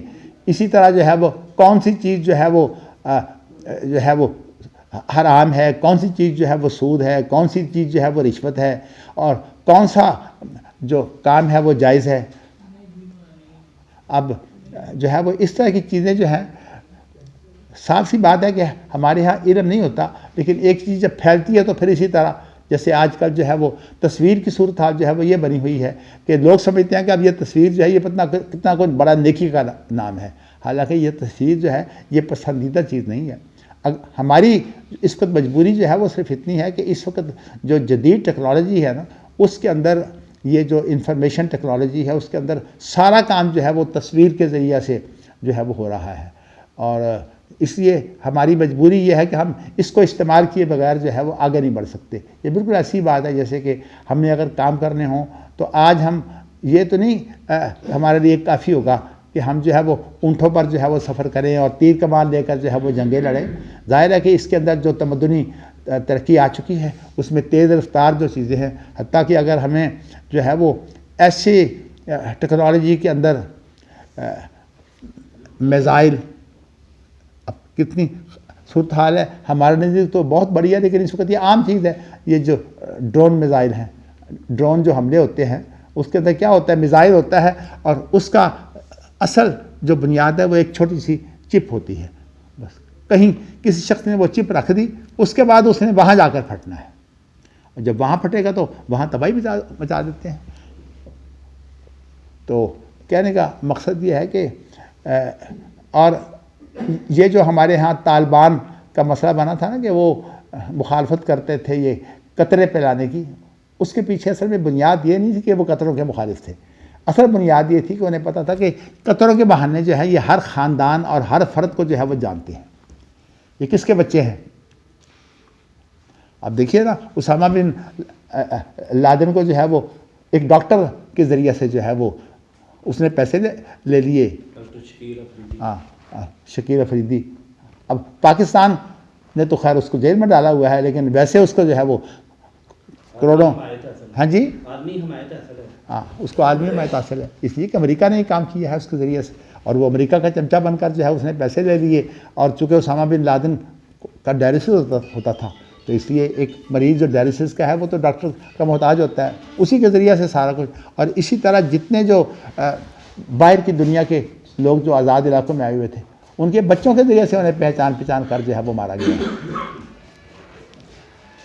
چلیے جی، میں صرف اتنا بیان کر رہا تھا کہ آج کے علماء کا یہ جو ہے وہ بہت بڑی ذمہ داری ہے کہ وہ جدید مسائل کو سمجھیں، ورنہ ایسی صورتحال پیدا ہو جاتی ہے کہ تعبیر، جیسے میں نے آپ کو بتایا، بڑا دکھ ہوا کہ مولوی وحید الزماں جو ہیں وہ بھی اور اسی طرح حافظ عبدالستار حماد دونوں ہی جو ہیں وہ اس تعلیل میں پڑے ہوئے ہیں کہ اللہ کا وجود جو ہے وہ ایک وجہ ہے دوسروں کے وجود کی. بھئی اللہ وجہ بھی ہے لیکن اللہ خالق ہے ان چیزوں کا، کیونکہ فلسفہ کی روح سے جو ہے وہ خالق خلق کو نہیں جانتے، وہ تو صرف وجود کو علت بنا کر جو ہے اور اللہ کو علت العلل بنا کر جو ہے ان کی اپنی تعبیریں ہیں. چلیے جی، اب حدیث میں جو اس کی تائید آتی ہے وہ امام بخاری کی تو دلیل جو ہے وہ قرآن حدیث ہوتے ہیں، قرآن کی آیتیں انہوں نے بیان کر دی ہیں. اب آگے حدیث میں سب سے پہلے تو انس رضی اللہ تعالیٰ عنہ کا ایک قول ہے وہ لائے ہیں. یہ موقوف ہوئی، موقوف حدیث بھی اسے کہہ سکتے ہیں، لیکن نہیں، یہ معلق ہوگی. موقوف اس لیے نہیں کہ بعد میں وہ نبی اکرم صلی اللہ علیہ وسلم کے حوالے سے بات کر رہے ہیں، اس کو موقوف نہیں کہتے، یہ معلق ہے، یعنی اس کی سند جو ہے وہ بڑا حصہ چھوڑ دیا گیا ہے. انس بھی تو خود راوی ہیں، وہ بھی سند کا ایک حصہ ہے. تو اللہ کے رسول صلی اللہ علیہ وسلم نے فرمایا کہ جہنم جو ہے وہ یہ کہے گی قط قط قط، بس بس بس، یعنی اردو زبان میں و عزت کا، اللہ تیری عزت کی قسم. اس کے بارے میں جو ہے وہ آگے حدیث بھی آ رہی ہے، اس لیے یہ کب کہے گی وہ میں انشاءاللہ حدیث کا ترجمہ کرتے ہوئے جو ہے وہ آپ کو واضح کر دیتا ہوں. ابو ہریرہ رضی اللہ تعالیٰ عنہ کا اسی طرح کا قول ہے. یہ روایت بھی جو ہے وہ ظاہری طور پر تو یہ بھی معلق ہی ہے، ابو ہریرہ جو کہتے ہیں، اور وہ بھی نبی اکرم صلی اللہ علیہ وسلم سے بیان کرتے ہیں کہ یبقى رجل بین الجنت والنار. یہ اس کی بھی تفسیر ہے کہ بہت سے مسلمان جو ہیں وہ جہنم میں ڈال دیے جائیں گے. یہ جو پل صراط ہے یہ بڑی خطرناک چیز یہی ہے کہ اس وقت جو ہے وہ جب پل صراط کے اوپر سے ہر شخص نے گزرنا ہے، وَإِن مِّنكُمْ إِلَّا وَارِدُهَا، ہر شخص نے اس کے اوپر سے گزر کے جانا ہے. یہاں ورود ہے، دخول نہیں ہے. تو جب یہ وارد ہوں گے اس پر، تو وارد ہو کر جب یہ گزریں گے تو اس وقت جو ہے وہ اپنی جو ہے وہ خلوص کے مطابق اور اس کے اندر ایک بہت بڑا کردار جو ہے وہ رفائی کاموں کا ہے. یہ جو صدقہ خیرات ہے نا، یہ بہت کام آئے گا، اور خاص طور پر جو دوسرے انسانوں کے کام آنے والی بات ہے یہ وہاں کام آئے گی. تو اس لیے یہ جو ویلفیئر کا جو تصور ہے، میں نے آپ کو یہ بتانا ہے کہ یہ اسلامی تصور ہے. اسی طرح ابھی بات ہوئی تھی، میں بات سے پھر اکھڑ گیا، کہ انسانی حقوق کی جو بات ہے، انسانی حقوق کے اندر ہمارے ہاں اس طرح حق کا نعرہ تو نہیں ہے. اصل میں ہم تو ہماری اسلامی تعلیمات میں تو حقوق و فرائض ہیں، اور جو فرائض ہیں ان کی بنیاد پر حقوق جو ہیں وہ بنتے ہیں. پہلے فرائض ہیں، اس لیے کہ انسان مکلف ہے. حقوق کی بنیاد پر فرائض نہیں، فرائض کی بنیاد پر حقوق. اسلامی ترکیب تو پھر فائدہ حقوق. اچھا، اب اسی لیے جب میں نے جو ہے وہ آج سے کوئی 26 سال پہلے انسانی حقوق کے نام پر ایک ادارہ بنایا تھا، اسلامک ہیومن رائٹس فورم، تو اس کے اندر پھر ہم نے جو جگہ جگہ سے جلسے کیے تھے، گجرانوالہ میں، فیصل آباد میں، میرے ساتھ وکلاء بھی تھے، اور بعض جلسوں میں میرے ساتھ زاہد الراشدی بھی ہوتے تھے، گجرانوالہ میں خاص طور پر. تو اس طرح ہم نے وہاں یہ موقف پیش کیا تھا کہ اسلام کا جو حقوق و فرائض کا موقف ہے وہ بالکل اور ہے. تو میں وہ ایک بات ہے کہ ہمارے قرون وسطیٰ کے اندر انہوں نے جو ہے وہ یہ بتایا ہے کہ ہمارے 5 حق ہیں، اور ان 5 کے علاوہ بھی 5 حق کیا ہیں کہ ہمیں دین کی حفاظت، پھر اس کے بعد جان کی حفاظت، پھر اس کے بعد جو ہے وہ عقل کی حفاظت، پھر اس کے بعد جو ہے نسل کی حفاظت، اور اس کے بعد جو ہے مال کی حفاظت. اس کو بولتے ہیں یعنی کلیات 5. لیکن ان کے اوپر اور بھی حقوق ہیں، لیکن بعض حقوق جو ہیں وہ انہی کی تشریح ہیں. اب جیسے جو ہے وہ یہ نسل کی جو حفاظت ہے، اس کے بارے میں یہ کہا جاتا ہے کہ یہ جو زنا کی جو سزا ہے یہ نسل کی حفاظت کے لیے ہے. لیکن بعض لوگوں کی تعبیر جو ہے وہ قرآن حدیث کے مطابق یہ ہے کہ یہ اصل میں عزت کی حفاظت ہے. یہ صرف نسل کی حفاظت نہیں ہے بلکہ یہ عزت کی حفاظت ہے. اس لیے جب کسی عورت سے جو ہے وہ زبردستی بدکاری کی جاتی ہے تو وہاں مسئلہ اس کی عزت کا پیدا ہوتا ہے، عصمت کا مسئلہ پیدا ہوتا ہے. تو اسی لیے ہماری حدیث کے اندر 3 چیزیں بیان کی گئی ہیں. وہ کیا ہے کہ ہماری ذات، مال اور عزت. تو نبی اکرم صلی اللہ علیہ وسلم نے وہ جو حجۃ الوداع کے اندر آپ نے فرمایا تھا نا، وہ کیا؟ ہاں، تو دمہ کا معنی اس کی جان آ گئی اور اس کا مال آ گیا. عزت کے اندر ساری چیزیں آ گئی ہیں، یعنی دین بھی عزت کے اندر آ گیا ہے، اور عقل کی حفاظت اور نسل کی حفاظت جو ہے وہ بھی عزت کے اندر آ گئی ہے. تو کہنے کا مقصد یہی اپنی تعبیریں ہیں، لیکن قرون وسطیٰ کے اندر جو ہے وہ خاص طور پر جنہوں نے جو ہے وہ مقاصد شریعت کے اوپر کتابیں لکھی ہیں، عز الدین عبدالسلام ہو گیا یا شاطبی ہو گیا، تو ان لوگوں نے جو ہے وہ کلیات 5 کی باتیں کی ہیں. اگرچہ بعد کے علماء نے پھر ان کے اوپر کئی اور چیزیں بھی اضافہ کی ہیں، لیکن میں آپ کو بتاؤں کہ وہ ساری انہی کی تشریح ہے، ورنہ ہمارے لیے 3 چیزیں یہی کافی ہیں: دمہ، مالہ، عزت. اس کے اندر سارے کچھ آ جاتا ہے. تو اچھا جی، اب یہ جو دوسری معلق روایت ہے وہ یہ ہے کہ میں نے آپ کو بتایا تھا کہ پل صراط کے اوپر سے گزریں گے، تو وہاں پل صراط کے اوپر جو سب سے زیادہ کام آنے والی چیز ہے وہ جو جس کو ہم ویلفیئر کے کام کہتے ہیں نا، یعنی یہ سارے تصورات جو ہیں ان کو اسلامی رنگ میں لا کر ان کی اسلامی تشریح جو ہے وہ ہونی چاہیے. کیونکہ تو میں نے آپ کو بتایا تھا کہ سعودی عرب میں یہ کشمکش عرصہ سے چل رہی ہے کہ جو بادشاہ ہے، ویسے تو وہ دستور کے مطابق کتاب و سنت میں کوئی دخل نہیں دے سکتا، لیکن یہ ہے کہ نظام کے نام پر جو ہے وہ بہت کچھ بگاڑ پیدا ہو سکتا ہے. جیسے آپ جانتے ہیں کہ اب تو یہ کوشش ہو رہی ہے کہ ایک شہر ایسا بسایا جائے جس کے اندر کتاب و سنت کی دستوری حیثیت کوئی نہ ہو. وہاں سعودی عرب کا جو دستور قانون نہیں ہوگا، نیوم کا جو مسئلہ ہے وہ اسی طرح خطرناک مسئلہ ہے. اللہ تعالیٰ جو ہے وہ ہمیں ہدایت دے۔ تو کہنے کا مقصد یہ ہے کہ یہ جو مسئلہ ہے نا عزت کا، یہ انسانی حقوق کے اندر آتا ہے، اور یہ عزت جو ہے وہ اللہ کی بھی ہوتی ہے، اور وَلِلَّهِ الْعِزَّةُ وَلِرَسُولِهِ وَلِلْمُؤْمِنِينَ وَلَكِنَّ الْمُنَافِقِينَ لَا يَفْقَهُونَ۔ لا يفقهون یہ لا يعلمون ہے، لا يعلمون۔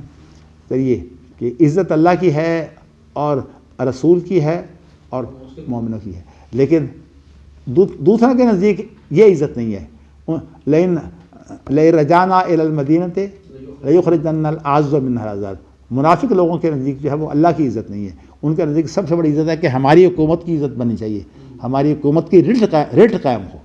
کیا مطلب رٹ کا مطلب قانونی اختیار جو ہے وہ ہماری حکومت کا جو ہے یہ مجروح نہیں ہونا چاہیے، قرآن بھی چھوڑتا پھرے جہاں مرضی جاتا رہے، ہماری جو رٹ ہے وہ قائم رہنی چاہیے۔ تو جب یہ تصور جو ہے تو اس کے بعد پھر اسلام کا تو اللہ ہی حافظ ہے، اللہ ہی محافظ ہے۔ چلیے جی، تو ایک آدمی جو جہنم میں سے آخری وہ شخص ہوگا جس کو نکالا جائے گا، تو اس کو اللہ تعالیٰ جو ہے وہ جہنم کے کنارے پر جو ہے وہ بٹھا دیں گے۔ تو جہنم کے کنارے پر جب بٹھائیں گے تو وہ کہے گا کہ اللہ میرا چہرہ جو ہے وہ جہنم سے دور کر دے۔ کنارے پر بھی تو سیک تو آتا ہوگا نا، لیکن اب وہ کیا تکلیف ہے، وہ تو ویسے ہی جس جہنم سے نکل کر آئے اس کی ہیبت اور خوف کتنا ہوگا کہ اسی سے تو میں نکل کر آیا ہوں، تو اللہ مجھے اسے دور کر دے۔ تو یہ جو ابو ہریرہ کی جو بات ہے وہ اس میں یہی ہے کہ وہ کہے گا کہ رب صرف وجہی عن النار، یا اللہ میرا جو ہے وہ چہرہ آگ سے دور کر دے۔ اور اس کے اندر وہ قسم کیا کھائے گا، لا و عزت کا، تیری عزت کی قسم۔ لا تو قسم کی تاکید کے لیے آتا ہے نا، تو لا اسالو کا غیرہ، تو مجھے بس اتنا کام کر دے، پھر میں اور کچھ نہیں مانگتا۔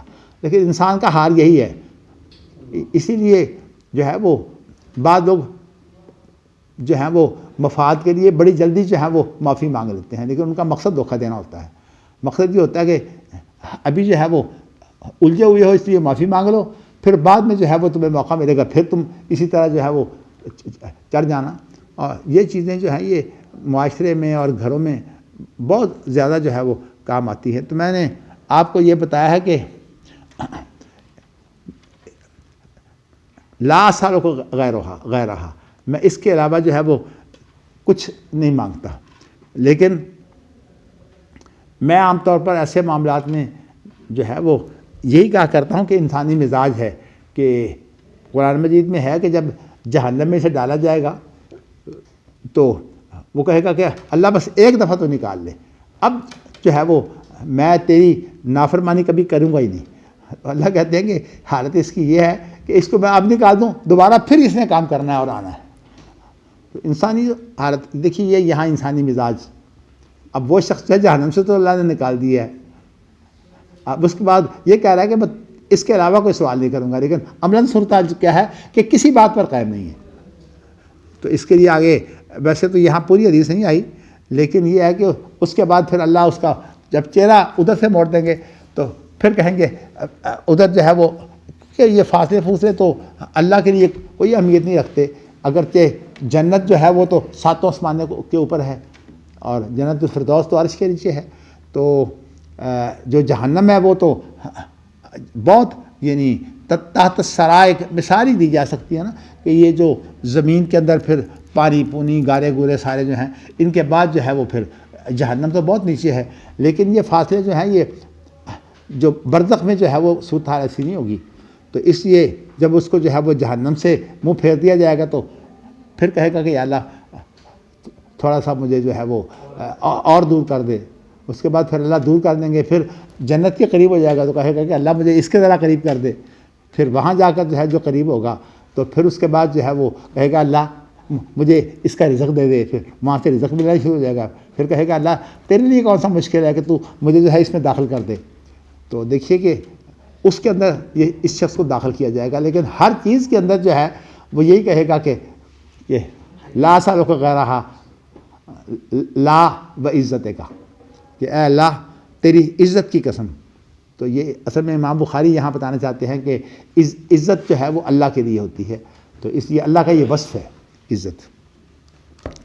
تو اس کے بعد چونکہ حدیث تو میں نے آپ کو بتایا نا کہ یہ اقوال ذکر ہو رہے ہیں، تو چونکہ نبی اکرم صلی اللہ علیہ وسلم سے اقوال ہیں، اس لیے ہم اس کو عام طور پر حدیث جو ہے وہ معلق کہتے ہیں، جس کی سند نہ ہو۔ اچھا جی، اس کے بعد ہے قال ابو سعید۔ اب دیکھیے دو قول تو ہو گئے، انس کا بھی ہو گیا اور ابو ہریرہ کا بھی ہو گیا۔ اب جو ہے وہ ابو سعید خدری کا قول آتا ہے، اور وہ بھی اسی طرح معلق روایت ہے، نبی اکرم صلی اللہ علیہ وسلم کی مرفوع ویسے حدیث ہے۔ تو معلق تو اسے بولتے ہیں جس کی نیچے سے سند جو ہے وہ گری ہوئی ہو۔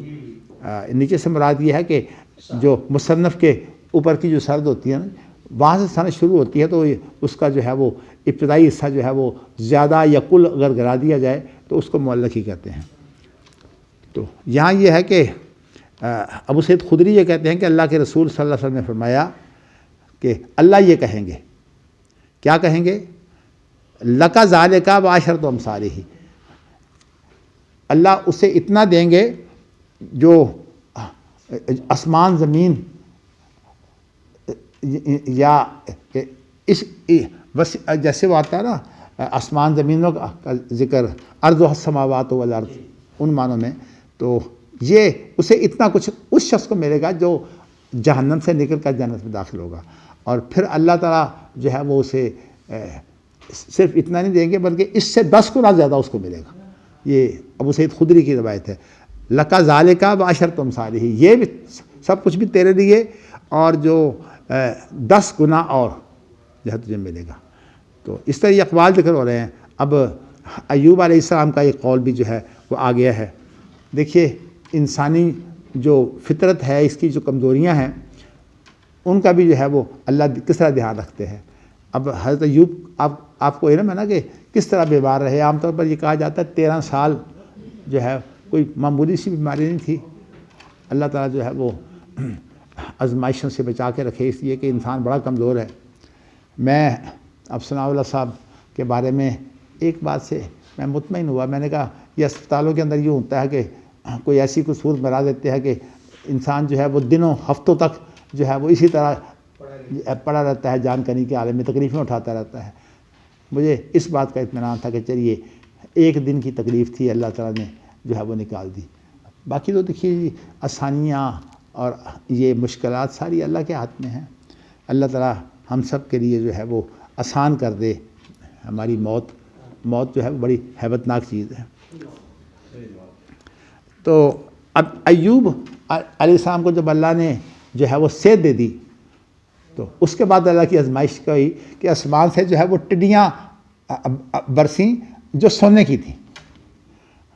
اب حضرت ایوب علیہ السلام جو ہیں وہ سونے کی ٹڈیاں اپنی چادر دے کر جو ہے وہ ان کو اکٹھا کر رہے ہیں۔ تو اللہ کی طرف سے آزمائش تھی نا۔ اللہ نے کہا ایوب کہ تجھے اتنا کچھ میں نے دیا ہے۔ آپ کو پتہ کہ ایوب علیہ السلام کو جب صحت ہوئی ہے تو تمام جو بیوی بچے، اس کی تفصیل تو موجود نہیں ہے کہ وہ پہلی بیوی بچے ہی جو ہے وہ آ گئے یا جو ہے وہ اللہ نے نہیں دے دیں۔ بات یہ موجود ہے کہ ان کو بیوی بچے اللہ نے پھر دے دیے تھے، سب نعمتیں دے دیں۔ تو اللہ نے کہا کہ ایوب تجھے سب کچھ مل گیا ہے، بیماری بھی گئی اور یہ نعمتیں بھی ساری مل گئی، تو اب بھی جو ہے وہ اور مانگتا ہے۔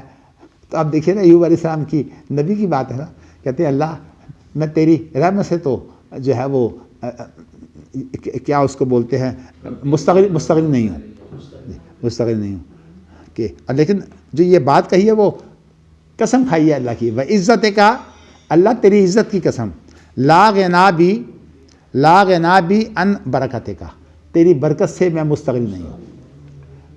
تو اب دیکھیں نا یہ اللہ کو پتہ ہے کہ انسان کا کیا مزاج ہے، تو اس لیے اللہ تعالیٰ جو ہے وہ پھر جو ہے وہ انسان کو معاف بھی کرتے ہیں اور دیتے بھی ہیں۔ لیکن اتنی بات ہے کہ اللہ کا بندہ بنا رہے نا تو پھر سب کچھ خیر ہے۔ لیکن اگر اللہ کے سامنے کبر کی بات آ گئی تو رائی برابر بھی آ گیا، بس پھر گیا۔ تو اس لیے جس کی بھی تباہی ہوتی ہے وہ کبر سے ہوتی ہے۔ انسان تھوڑا سا جو ہے وہ ایک عہدے پر بیٹھ جاتا ہے تو اس کے بعد یہ سیاستدانوں کا کام ہی یہ ہے کہ ایک دفعہ جو ہے وہ اقتدار پر آ جائیں، پھر اس کے بعد ان سے آپ مل نہیں سکتے۔ ان کے اپنے مفادات ہوتے ہیں، اس کی وجہ سے ملاقات ہوگی، ورنہ آپ ان کے ملنا ہی بڑی دور کی بات ہے۔ میں کل ہی سوچ رہا تھا کہ میں ڈھونڈ رہا تھا ان لوگوں کو جو چند روز پہلے میرے پاس ووٹ کے لیے آئے تھے. میں نے کہا کم از کم ان سے میں کہتا ہوں کہ یہ دروازے جو ہے وہ کھول دیے جائیں. مجھے مل ہی نہیں رہے تھے. تو آج نہیں ملتے تو اس کے بعد کسی نے منتخب ہو جانا تو پھر کہاں کسی نے ملنا ہے. چلیے جی, یہ تو خیر معلقات تھے. اب اس کے بعد جو ہے وہ امام بخاری باسند ایک جو ہے وہ حدیث لا رہے ہیں. اس کے اندر ایک اور پہلو بیان کریں گے. حدثنا ابو معمر حدثنا عبد الوارث حدثنا حسین المعلم حدثنی عبداللہ ابن بریدہ عن یحییٰ بن یعمرہ.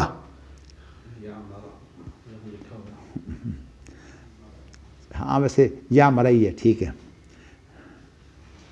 تو عن ابن عباس ان النبی صلی اللہ علیہ وسلم کان یقول. ویسے تو یہ چونکہ حرف عطین ہے نا اس کے شروع میں, تو اس وجہ سے جو ہے وہ غیر منصرف ہے نا, یا مرا. تو اچھا, اس کے بعد عن ابن عباس ان النبی صلی اللہ علیہ وسلم کان یقول اعوذ بعزتک التی و اعوذ بعزتک الذی لا الہ الا انت الذی لا یموت والجن والانس یموتون. اللہ اکبر. تو یہ باسند روایت جو ہے عبداللہ بن عباس سے ہے کہ نبی اکرم صلی اللہ علیہ وسلم نے فرمایا کہ اے اللہ تیری عزت کی قسم جی. اور اس کے بعد چونکہ عزت اللہ کی ہے اس لیے ضمیر جو ہے وہ مذکر کے لیے آئے ہیں. اور قرآن مجید میں بھی ایسا انداز اختیار کیا جاتا ہے, اگر وصف کا جو بیان ہو تو اس وقت تو اللہ تعالیٰ عنہ چاہیے تھا, لیکن یہاں چونکہ عزت کا یہ عزت جو ہے یہ اللہ سے جو ہے وہ مربوط ہے. یعنی اللہ کے اوصاف جو ہوتے ہیں ان کا تعلق اللہ سے ہوتا ہے اور وہ مخلوق نہیں ہوتے. یعنی اللہ کی جو ہے وہ پیدائش سے ان کا وجود نہیں ہوتا. تو یہ ابھی میں بات نہیں کرتا, اصل میں اس کا تعلق جو ہے وہ ارادے اور مشیت سے ہے. اس لیے ارادے اور مشیت کی جب بات آئے گی تو میں پھر انشاءاللہ آپ کو جو ہے وہ جو فعلی صفات ہے پھر ان کی انشاءاللہ تشریح کروں گا انشاءاللہ. تو یہاں جو ہے وہ کہا کہ وہ اللہ, یعنی خطاب تو کر دیا نا, لا الہ الا انت, کہ تیرے علاوہ تو کوئی معبود نہیں ہے. یہ آپ کو بتاؤں کہ جو ترجمہ یہ لوگ کہتے ہیں نا کہ لا الہ الا اللہ کا معنی کہ اللہ مستحق ہے, یہ اس کا صحیح ترجمہ نہیں ہے. تو صحیح ترجمہ جو ہے وہ یہ ہے کہ اے اللہ ہم جو ہے وہ اقرار کرتے ہیں کہ یعنی یہ ارادہ ہے, یعنی توحید الوہیت ہے. لا الہ الا اللہ, یہ توحید ربوبیت نہیں ہے. یعنی توحید ربوبیت تو خیر تمہید ہوتی ہے, وہ اس میں موجود ہے, لیکن یہاں جو اصل مقصد ہے وہ کیا ہے کہ اے اللہ تیرے علاوہ ہم جو ہے وہ کسی کے پاس جو ہے وہ لاچار ہو کر نہیں آتے. اصل میں الہ اس کو بولتے ہیں جس کے پاس انسان جو ہے وہ بے چین ہو کر لاچار ہو کر جو ہے وہ جس کی طرف رجوع کرے, اس کو بولتے ہیں الہ. تو اس لیے یہاں مراد یہی ہے کہ ہم صرف اللہ کی طرف جو ہے وہ رجوع کرتے ہیں. تو لا الہ الا انت. اچھا, اس کے بعد مزید اس کی تشریح ہے کہ اللہ کو موت نہیں ہے, اور جب کہ جو ہے جن اور انسان جو ہیں وہ تمام کا تمام کو جو ہے وہ موت ہے. جنوں کے بارے میں عام طور پر یہ مشہور ہے کہ ان کی زندگی بہت لمبی ہوتی ہے. دیکھیے ہم اس زندگی کے بارے میں تو بات نہیں کرتے, اسی لیے جو ہے وہ جنوں کی شریعت بھی جو ہے وہ کل انسانوں کی شریعت نہیں ہے. جنوں کے کچھ معاملات جو ہیں وہ امتیازی ہیں. اب جیسے آپ دیکھیے نا جی کہ ہڈی جو ہے, اس ہڈی کے اوپر اب اللہ تعالیٰ کی جو ہے وہ رزاق کیسے رزق مہیا کرتا ہے, یہ جنوں کی خوراک ہوتی ہے. اس کے اوپر گوشت لگتا ہے یا جو ہے وہ ہڈی ہی جو ہے وہ گوشت کی صورت اختیار کر کے.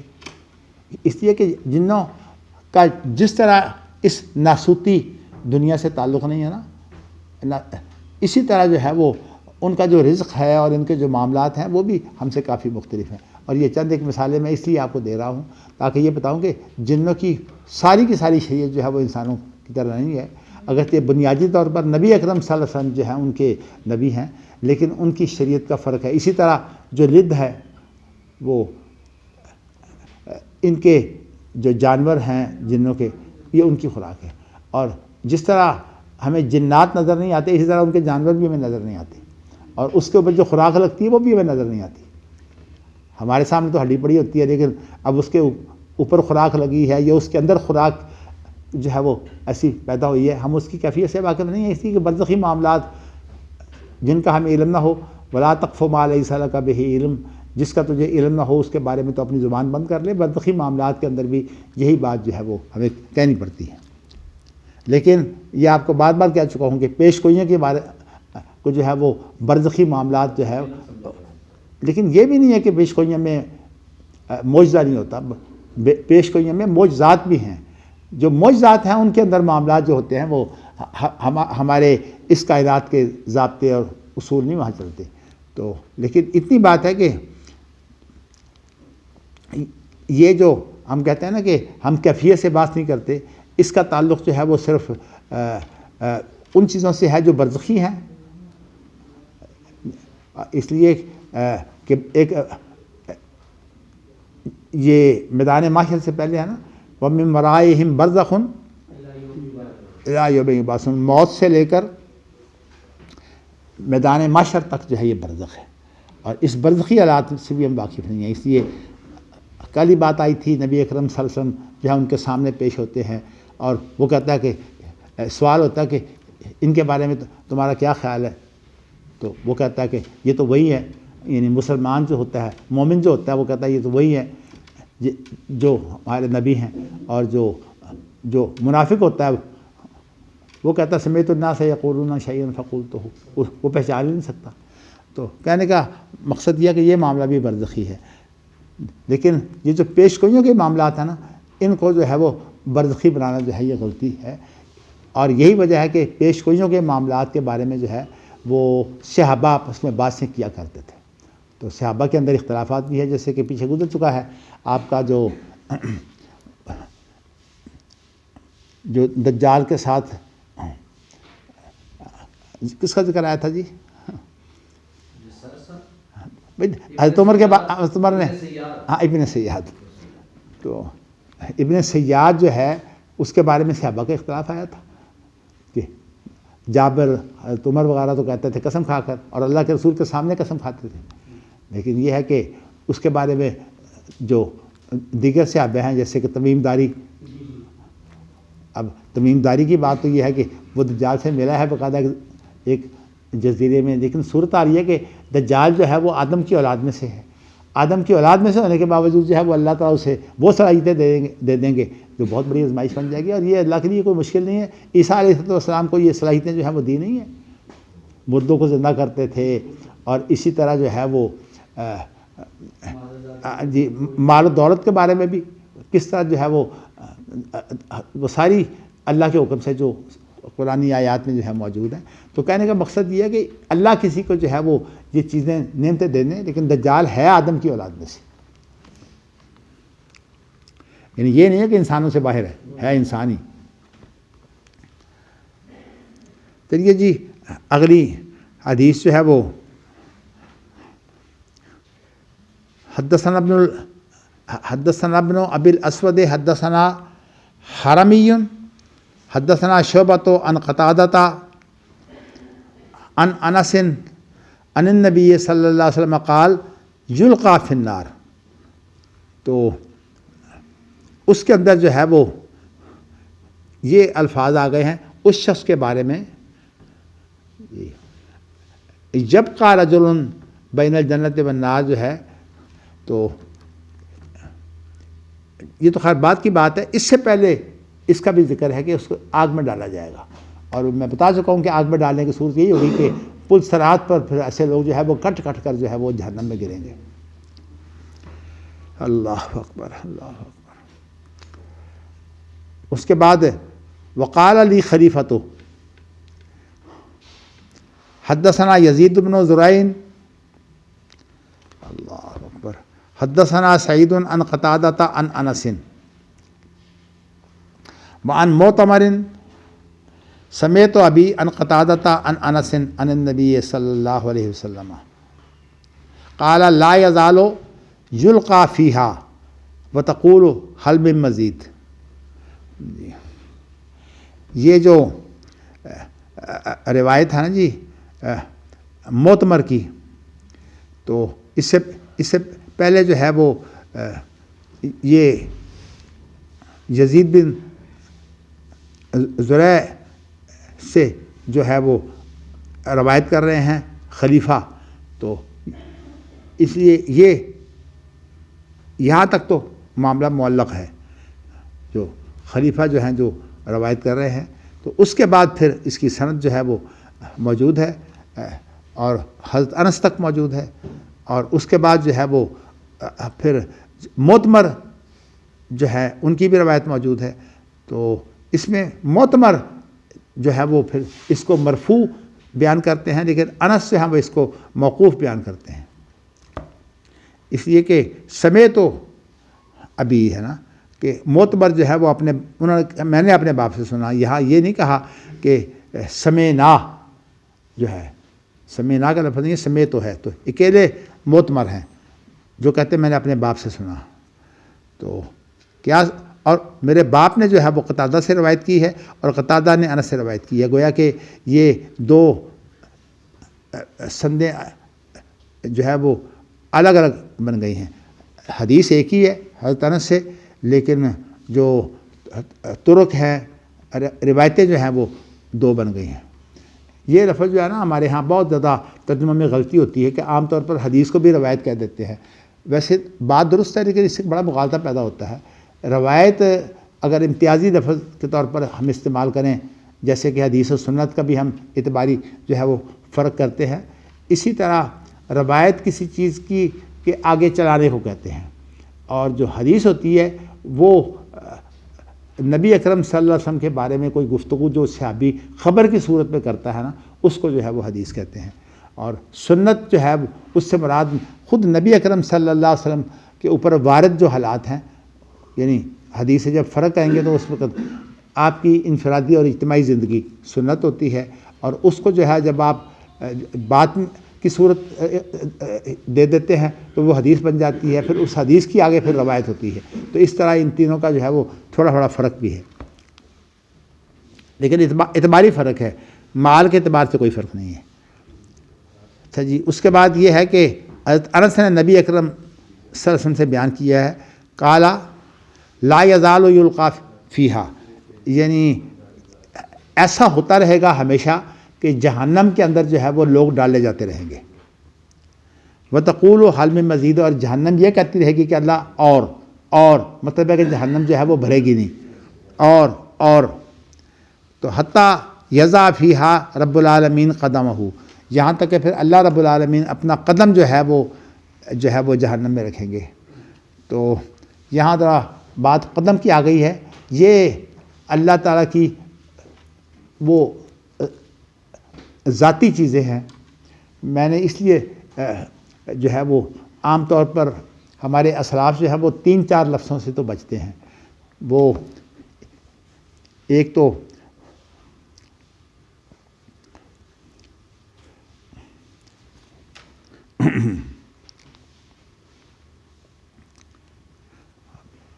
عزو، ان کو اللہ کا عزو نہیں کہتے، اور ان کو جو ہے وہ جوارے بھی نہیں کہتے۔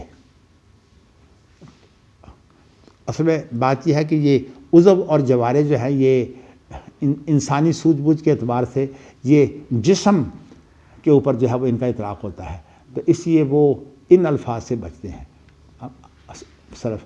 تو انہوں نے پھر اس کو بھی جو ہے وصف کہہ دیا ہے، لیکن اب صورت آ رہی ہے کہ عام طور پر جو وصف ہے وہ کہا جاتا ہے جس کے ساتھ اللہ کو بیان کریں۔ ویسے تو یہ ہاتھ ہو گیا، چہرہ ہو گیا، قدم ہو گیا، ان سے اللہ کا بیان تو ہے، لیکن ان کے اندر ایک اشارہ ہے کہ یہ کوئی ایسی چیزیں ہیں جیسے اللہ کی ذات کے لائق ہے۔ ہم یہ تو نہیں کہتے کہ وہ کہ وہ اللہ کا عضو ہے، جیسے کہ سلف کی تعبیر ہے۔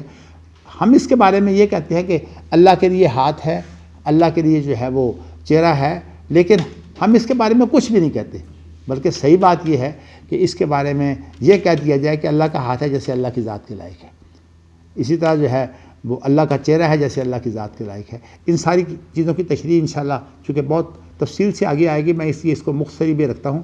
اور ابھی میں نے آپ کو یہ جو ان کو میں ایک تعبیر یہ بھی ہے، تعبیریں تو ساری متاخرین کی ہیں، ایک تعبیر یہ بھی ہے کہ یہ اللہ کے ذاتی اوصاف ہیں، تو ان کو وصف کیا کر وصف ان معنوں میں دیا جاتا ہے کہ اللہ کو ہم جب بیان کرتے ہیں تو اللہ تعالیٰ کی ذات کی جو چیزیں ہیں، لیکن ان کی کیفیت جو ہے جن لوگوں نے پیش کرنے کی کوشش کی ہے کہ میرا خیال یہ ہے کہ وہ طریقہ جو ہے وہ بھی سلف کا نہیں ہے کہ یہ کہنا کہ جی یہ عضو بھی نہیں ہے، یہ جوارے بھی نہیں ہیں۔ بات یہ اگر ہم نے یہ کر دیا تو ایک ہم نے منفی تعبیر تو کر دی، تو اس لیے منفی کیفیت تو ہم نے پیش کر دی نا، تو اس لیے ہم نے صرف اتنا کہنا ہے جیسے اللہ کی ذات کے لائق ہے بس۔ تو اس لیے میرے نزدیک جو ہے وہ یہی طریقہ بہتر ہے کہ یہ جو قدیم اور حادث کی جو باتیں ہیں نا وہ آئیں گی، لیکن یہ ساری فلسفی تعبیریں ہیں، اور صاف سی بات یہ ہے کہ جو سلف ہیں وہ ایسی تعبیروں سے جو ہے بچتے ہیں۔ اوصاف ذاتیہ والی جو تعبیر، ہاں جی، اوصاف ذاتیہ والی جو تعبیر کی ہے سلف نے، آپ اس کو کون سی؟ اوصاف ذاتیہ، اوصاف ذاتیہ اصل میں بات یہ ہے کہ یہ بھی تو ایک تعبیر ہی ہے نا، لیکن اس کے بارے میں یہ کہہ دیا کہ ہم ان کو مانتے ہیں، کیفیت سے ہم بات نہیں کرتے۔ تو جب کیفیت سے آپ نے بات نہیں کرنی تو پھر ان کو آپ اگر عضو کہتے ہیں یا ان کو آپ جو ہے وہ جوارے کی نفی کریں گے تو تعبیر تو ہو گئی۔ اللہ کا عضو بھی نہیں ہے، اللہ کا جوارے نہیں ہے، بھائی بات یہ اللہ کی ذات سے جب آپ واقف ہیں گے تو آپ یہی کہیے جیسے اللہ تعالیٰ کے ہاتھ بھی ہے لیکن جیسے اللہ کی ذات کے لائق ہے، بس نہ منفی تعبیر کریں نہ مثبت کریں۔ یہ ساری انشاءاللہ تفصیل سے چیزیں آئیں گی، یہ کتاب التوحید اس لیے بہت مشکل ہے جی۔ چلیے جی، اس کے بعد کیا ہوگا؟ یہاں قدم کا ذکر آ گیا نا، تو ویسے تو جو اللہ تعالیٰ کے اس طرح کی جو چیزیں ہیں جن کو صفات ذاتیہ کے نام سے بھی یہ تعبیر متاخرین کی ہے، یہ سلف کی نہیں ہے، تو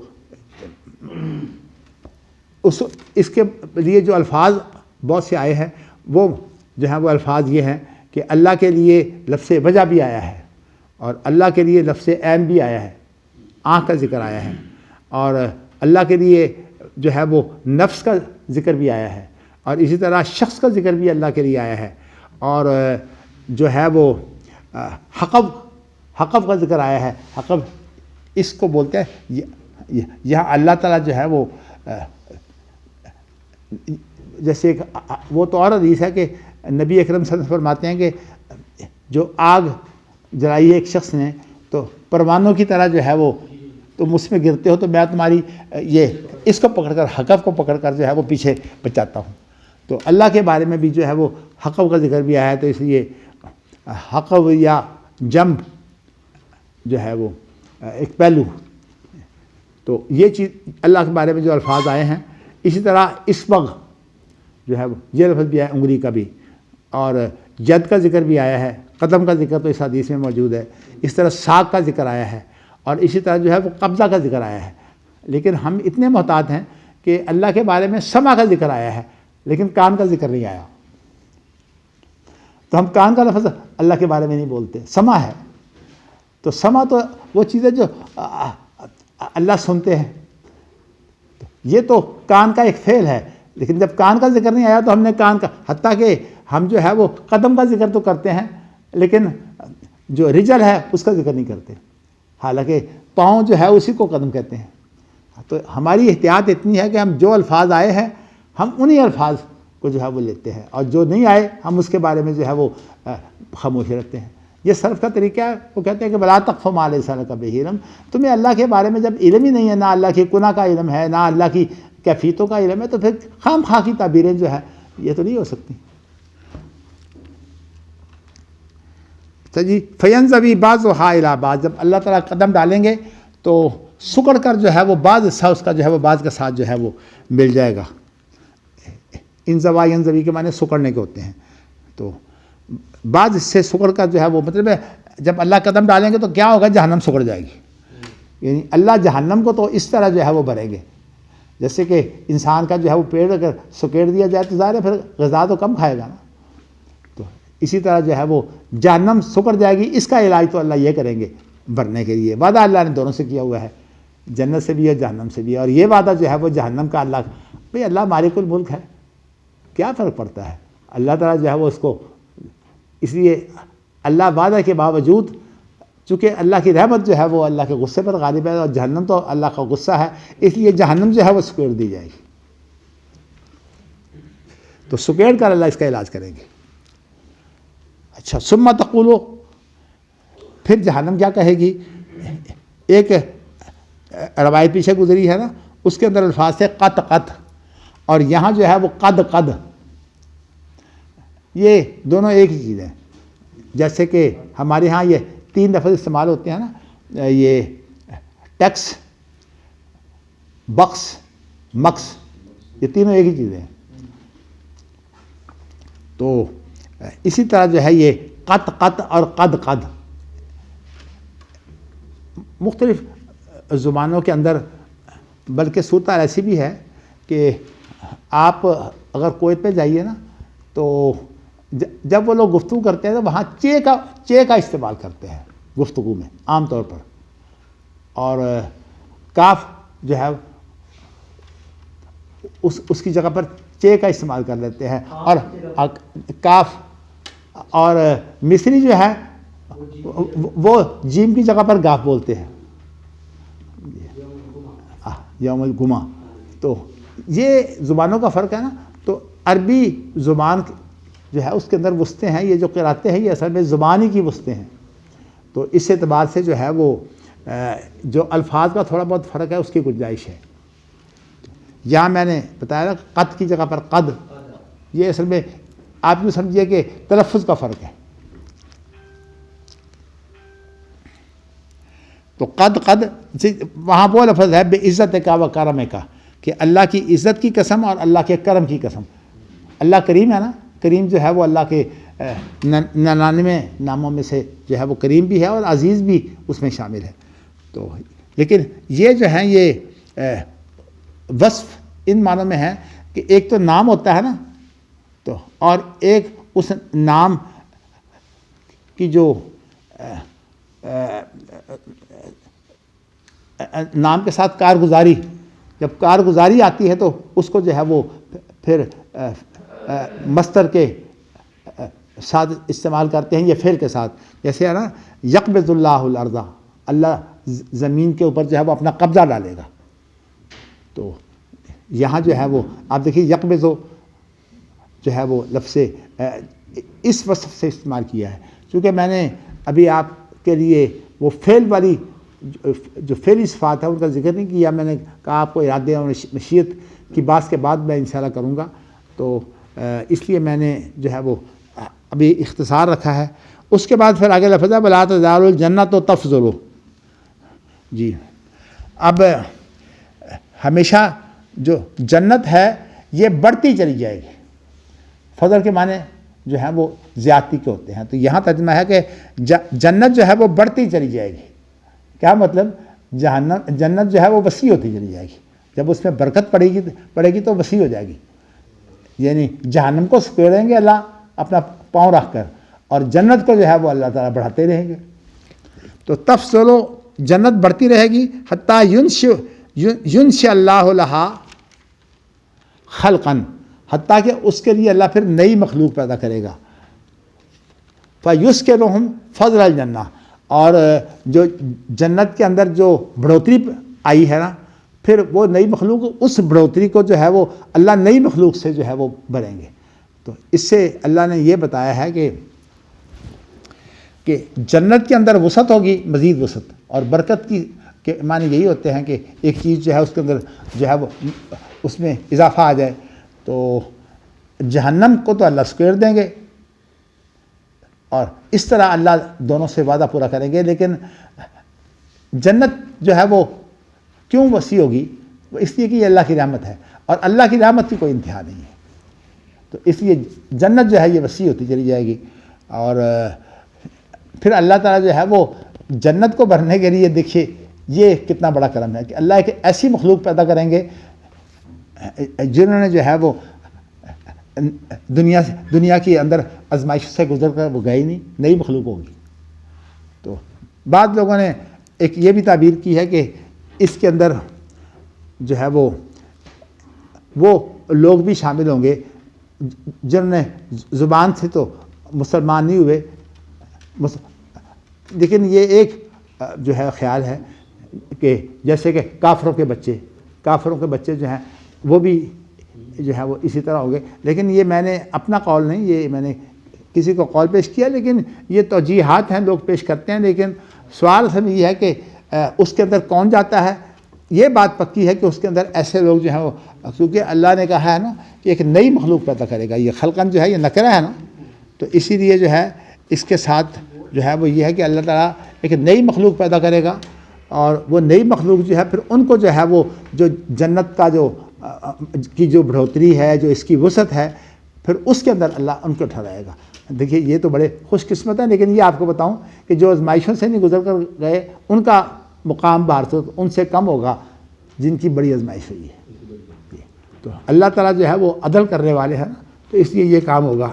باقی اس کی تشریح جو ہے وہ ایک ایک چیز کی تشریح انشاءاللہ آگے چلی جائے گی۔ آج میں اسی پر جو ہے وہ اکتفا کرتا ہوں۔ اللہ تعالیٰ جو ہے وہ آپ سب کو جو ہے وہ اپنے دین کے لیے اور اس علم کے لیے آپ کا سینہ کھولے۔ اللہ مجھے بھی توفیق دے اور میرا بھی اللہ سینہ کھولے، اور مجھے اللہ توفیق دے کہ میں جو کچھ بھی اپنے بزرگوں سے میں نے سیکھا ہے میں دوسروں تک پہنچا دوں۔ صاف سی بات یہ ہے کہ مجھے تو ایک ہی بات کی فکر ہے، مجھے اس بات کی فکر نہیں ہے کہ میں دنیا سے چلا جاؤں گا۔ حافظ ثناء اللہ مجھے نہیں پتہ میرے برابر تھے یا مجھ سے چھوٹے تھے، اس لیے کہ ان کی بھی پیدائش جو ہے وہ کوئی متعین نہیں ہے، میری بھی پیدائش جو ہے وہ متعین نہیں ہے۔ تو لیکن ویسے وفات تو جب سامنے آ گئی، اب 7 فروری جو ہے ان کی وفات ہوئی ہے، تو ہمیں بھی بارسوت لازماً جانا ہے، لیکن اپنی عمر کے حساب سے تو اب یہی سوچ ہے کہ بہت جلدی جانے والے ہیں، کوئی زیادہ دنیا سے جو ہے وہ دل نہیں لگانا چاہیے۔ اللہ توفیق دے، لیکن اللہ جو ہے وہ ارحم الراحمین ہے۔